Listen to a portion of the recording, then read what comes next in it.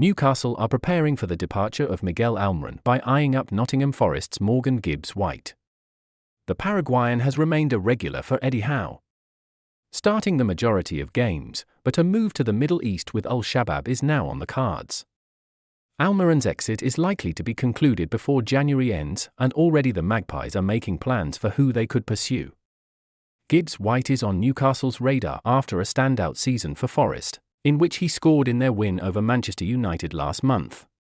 But those at the City Ground are likely to resist any offers for one of their prized assets, reports The Sun.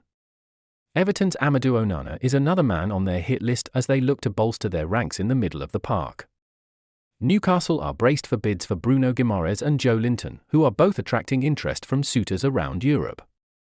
Almiron moved to St James Park for £20 million back in 2019, and his exit will not cause any controversy because Al-Shabab are one of the Saudi Pro League sides not owned by Newcastle's majority shareholders, the Saudi Arabian Public Investment Fund.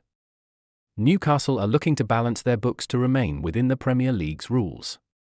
Despite the huge wealth of their owners, the Magpies have had to invest steadily and now need to sell before they can continue buying players.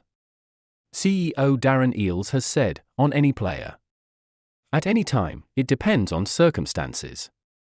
It's difficult to hypothesis, but if we're offered £1 billion for one of those players, then no one could argue against that making sense. Any decision we make will always be against the backdrop of the medium to long-term benefit for the club."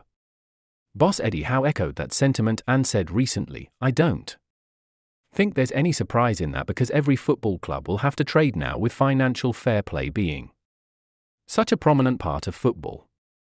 So selling players and trading is part of what every football club is going to have to do, and we're no different. So whether it's our top players as you quote, that remains to be seen, but selling players and trading will be part of football going forward now, I think."